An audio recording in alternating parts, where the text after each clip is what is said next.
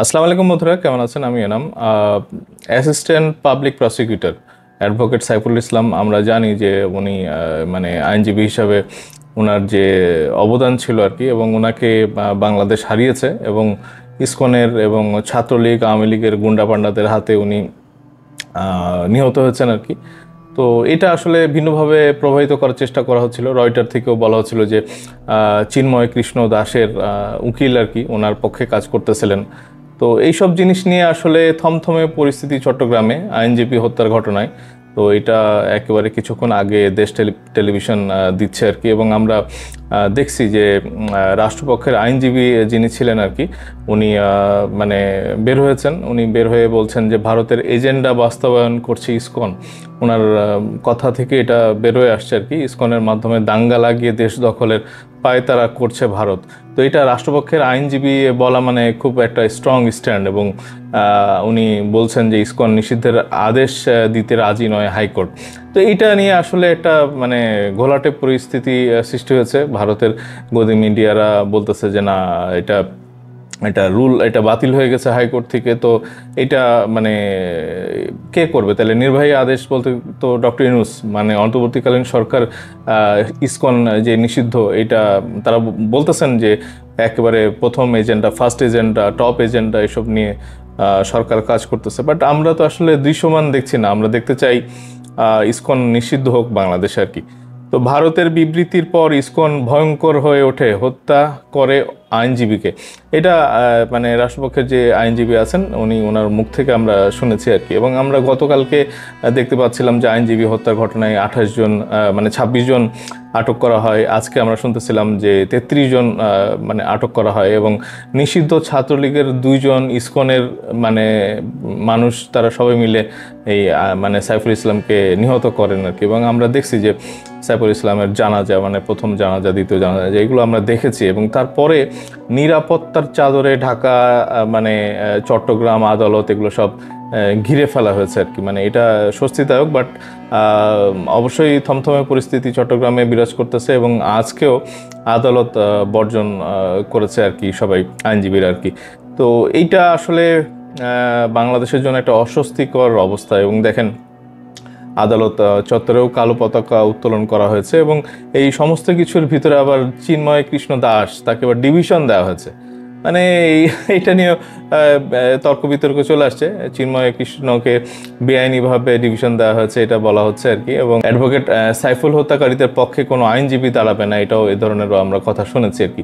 তো এই সমস্ত কিছুর মধ্যে ভারতের আগ্রাসন আমরা দেখছি। ভারতের বিজেপির নেতা সে একেবারে বাংলাদেশের হাই কমিশন পর্যন্ত ছুটে গেছে। সেখানে গিয়ে মানে চিৎকার করে বলতেছে যে না, এক্সপোর্ট ইম্পোর্ট বন্ধ করে দাও, মানে বাংলাদেশের থেকে যেন কোনো ভিসা ইস্যু করা না হয়, এইগুলি বলতেছে। এবং মেডিকেল ট্রিটমেন্টের জন্য তোমরা পাকিস্তানে চলে যাও। এবং অন্য পক্ষ যারা আছে আর কি, তৃণমূল ঘেঁষা যেসব দলগুলি আছে, তারা বিভিন্নজন বিভিন্নভাবে বলতেছেন যে তাদের একটা কর্মসূচিও আছে যে বাংলাদেশের বর্ডারে আবার তারা বাংলাদেশ বর্ডার ঘেরাও করবে, এরকম আর কি। তো সেখানে তারা বলতেছে যে না, এটা করতে পারবে না, কারণ তৃণমূলরা বা তাদেরকে ঠেকিয়ে দিবে। তো এটা আমরা আসলে জানি না যে পশ্চিমবঙ্গের তৃণমূল, মমতা, তারাই তো আসলে এই আওয়ামী লীগকে মানে বর্ডারগুলি খুলে তাদেরকে আশ্রয় দেওয়ার পক্ষে কাজ করেছে। এবং এই কলকাতার সায়েন্স সিটিতে ওখানে যে গুলশান কলোনি তৈরি হয়েছে, তো এগুলো তো সব ওই মমতা, মোদি, তারা সব মিলে ঝুলে। এবং আমরা দেখছি যে কংগ্রেসের বিভিন্ন নেতারা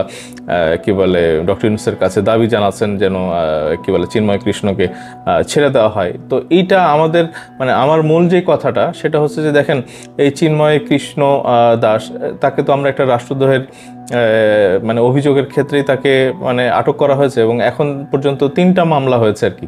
মানে সেখানে আওয়ামী লীগের দুষ্কৃতকারীরা যারা আছে, ওই নফেলের লোকজন আর কি, তাদেরকেও ধরা হয়েছে, এবং ইসকনের লোকজনরাও এখানে জড়িত আছে, তাদেরকেও ধরা হয়েছে, এবং 3টা মামলা হয়েছে আর কি। তো এখন আমার কথা হলো যে মানে হিন্দু তো সারা বিশ্বে আছে, এখন আমেরিকান হিন্দু যারা আছে সেটার জন্য কি আবার কি বলে তাদের যদি কোনো রকমের অপকর্ম হয় আমেরিকাতে, তো সেটার জন্য কি আবার বিজেপি সরকার বলবে যে না আমেরিকার সাথে সব ব্যবসা বাণিজ্য বন্ধ, আমদানি রপ্তানি বন্ধ, তারপর ওদের আমেরিকা থেকে যেন ভারতে কেউ না আসে, ভারত থেকে যেন আমেরিকাতে কেউ না যায়, এরকম কি কখনো ঘটনা হয়? এটা যদি অন্য ধর্মের মানে ব্যাপারে আমরা চিন্তা করি, এটা যদি আমরা ধরেন মুসলমানের আসলে তো উৎপত্তি ওই আরব দেশগুলা থেকে আর কি, তো আমরা ধরে নিলাম যে এটা মক্কা মানে সৌদি আরব থেকেই মুসলমানের একেবারে রুট আর কি। তো এখন আমাদের বাংলাদেশে মার খাচ্ছে, গাজাতে মার খাচ্ছে, বিভিন্ন দেশে মুসলমানরা মার খাচ্ছে। এখন সৌদি আরবের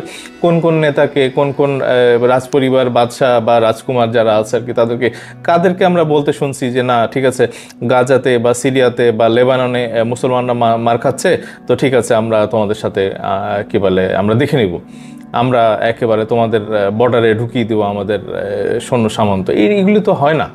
মানে এটা না মুসলমানদের ক্ষেত্রে হয়, না খ্রিস্টানদের ক্ষেত্রে, কোনো ধর্মের কোনো, এইটা হচ্ছে যে ইউনিভার্স, মানে এক একটা ধর্ম সেটা হচ্ছে যে সারা বিশ্বে ছড়ায় ছিটায় আছে, এবং ওই দেশের কোনো ধর্মের কেউ যদি কোনো ইলিগাল কাজ করে বা আইন বিরোধী কাজ করে, তো তার তো ওই দেশের একটা আইন আদালত আছে, সেখানে শাস্তি হবে। সেটার জন্য সেই রুট যেখান থেকে ওই ধর্মের সৃষ্টি, তো সেই রুটের দেশকে যদি আমরা দেখি চিৎকার করতে বা একটা হুমকি ধামকি দিতে, তো এটা তো শোভনীয় না। আপনারা একটা দেশের রাষ্ট্রের স্বাধীনতা, সার্বভৌমত্ব, তার দেশের বিচার আইন কানুন, সেটা তো একেবারেই সার্বভৌম। বাংলাদেশ একটা স্বাধীন সার্বভৌম দেশ, এটা আপনাদেরকে রেসপেক্ট করতে হবে। এবং চিন্ময় কৃষ্ণ দাস যদি এখানে তার অপরাধ থেকে থাকে, তার এখানে এই দেশের আদালতে বিচার হবে, এটা ভারতের কোনো আভ্যন্তরীণ বিষয় না। মানে যথার্থই আমাদের পররাষ্ট্র দপ্তর থেকে বলেছে যে ভারতের এইসব জিনিস বাংলাদেশের অভ্যন্তরীণ ব্যাপারে হস্তক্ষেপের মতোই আর কি। তো এটা আমরা মনে করি, এবং আমরা মনে করি যে হুমকি ধামকি সার্জিসের মানে ভিডিও দেখিয়ে ওই বিজেপির পশ্চিমবঙ্গের নেতা নানা রকমের হুমকি দিচ্ছে আর কি। তো আমরা মনে করি যে আপনারা একেবারেই মানে কিপ কোয়াইট, আমার মনে হয় যে উচ্চবাচ্য করার দরকার নাই। এবং ডিভিশন কেন দিল এটা ওই চিন্ময় মানে কৃষ্ণ দাসকে, এটা আমার বোধগম্য না। সার্জিস ঠিকই বলেছিল 25 দিন এখানে থাকে, 5 দিন থাকে ভারতে, এবং তাদের দেহটা পড়ে থাকে এখানে, মন পড়ে থাকে ভারতে, এবং ওই 5 দিন ওখানে গিয়ে কনস্পারেসি করে বিভিন্ন মানে নেতা পাতি নেতা এদের সাথে, এবং বাংলাদেশে এসে এগুলো এক্সিকিউট করে আর কি। তো এদের তো আসলে রাষ্ট্রদ্রোহের মানে বিচার হওয়া উচিত, এবং এদের আসলে যাবজ্জীবন এদের ফাঁসি হওয়া উচিত আর কি। এবং সাথে সাথে আমি বলবো যে প্রশাসনে যারা আছেন, ডক্টর ইউনূস যারা আছেন, একেবারে দ্রুত নির্বাহী ক্ষমতা বলে আপনারা এই ইসকনকে নিষিদ্ধ করেন, আওয়ামী লীগকে নিষিদ্ধ করেন। এটা ছাড়া আসলে মানে আপনাদের উপরে নিশ্চয়ই কোনো রকমের মানে আঘাত আসতে পারে। বিএনপি জামাতকে আসলে জিজ্ঞাসা করার দরকার নাই, ওনারাও নানা রকম মানে এত বন্ধু চান ওনারা, হ্যাঁ ভারতকে বন্ধু না হইলে জামাতের যেরকম মানে ঘুম হয় না, আবার ওদিকে বিএনপির ইনক্লুসিভ সবাইকে নিয়ে এক না থাকলে বা তাদের গণতন্ত্র ঠিক হয় না।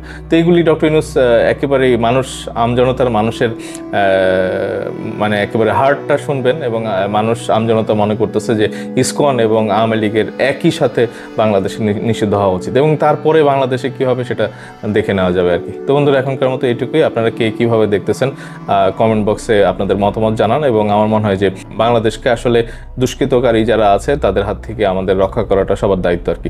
তো বন্ধুরা এক থাকি এবং সবাই মিলে বাংলাদেশকে রক্ষা করি আর কি। তো খুব তাড়াতাড়ি দেখা হচ্ছে। ধন্যবাদ সবাইকে। আসসালামু আলাইকুম।